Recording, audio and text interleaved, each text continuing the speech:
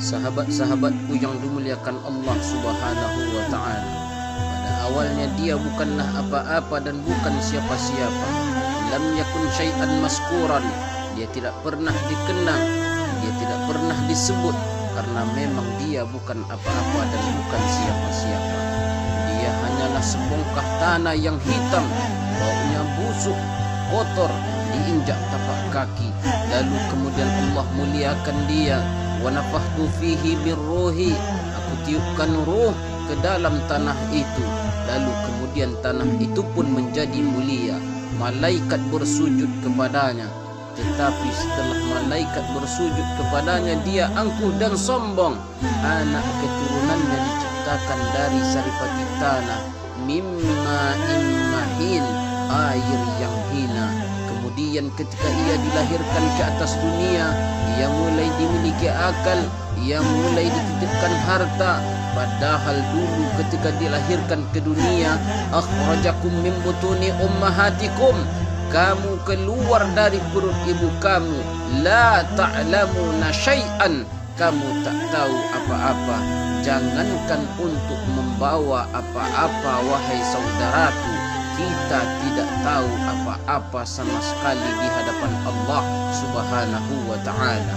Saat lapar kau menangis, saat mengantuk kau menangis, saat kencing kau menangis, kau perlu dengan orang lain, kemudian kau lupa jati dirimu. Sungguh benarlah kata pepatah orang Arab, orang yang celaka bukanlah orang yang miskin, orang celaka bukanlah orang yang susah, orang celaka adalah orang yang tidak tahu jati dirinya.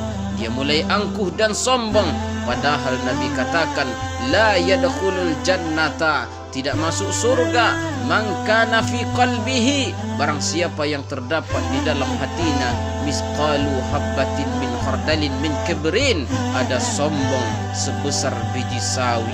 Tapi dia terus dengan kesombongannya. Bahkan lebih parah lagi, saudaraku, dia berkata, aku tidak pernah sholat, aku tidak pernah puasa, aku tidak pernah berzakat. Kenapa rezekiku lancar? Kenapa anakku sehat? Kenapa umurku panjang dan kekuasaanku hebat? Angkuh, sombong. Mereka merasa sudah menipu Allah Subhanahu wa ta'ala, padahal Allah sedang mempermainkan mereka dalam tipu daya bernama istidraj. Sanastadrijuhum min haitsu la ya'lamun, kami ulur mereka dengan istidraj. Wa umli lahum, aku ulur umur panjang, aku beri kekuasaan yang tinggi, aku beri harta yang banyak, aku beri anak istri hidup senang. Tetapi sebenarnya itu adalah laknat bersampul rahmat, kata Allah Subhanahu wa ta'ala. Tapi ternyata saudaraku, dia sholat, tapi kenapa dia sakit? Dia puasa, tapi kenapa rezekinya tidak lancar? Kalau begitu Tuhan sedang lupa? Tidak, sekali-kali tidak. Allah tidak pernah lupa. Ya'lamu ma baina aydihim, dia mengetahui apa yang ada di depan. Wa ma khalfahum, dia mengetahui apa yang ada di belakang. Wala yukhituna bi syai'in min ilmihi illa bima syaa. Tidak ada satupun yang punya pengetahuan kecuali pemberian Allah Subhanahu wa ta'ala. Kenapa Allah biarkan mereka dalam keadaan sakit? Sebenarnya di balik sakit itu ada ampunan. Ada orang yang sakit gundah gulana, susah hatinya, risau, bahkan duri yang menusuk tapak kakinya.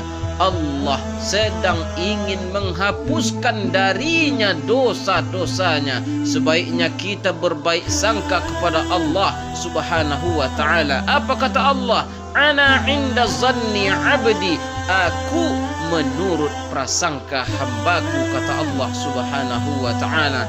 Bila aku sakit, aku berprasangka baik kepadanya, Allah akan memberikan ampunan. Ada kalanya sakit, ada kalanya susah, ada kalanya duri yang menusuk tapak kaki.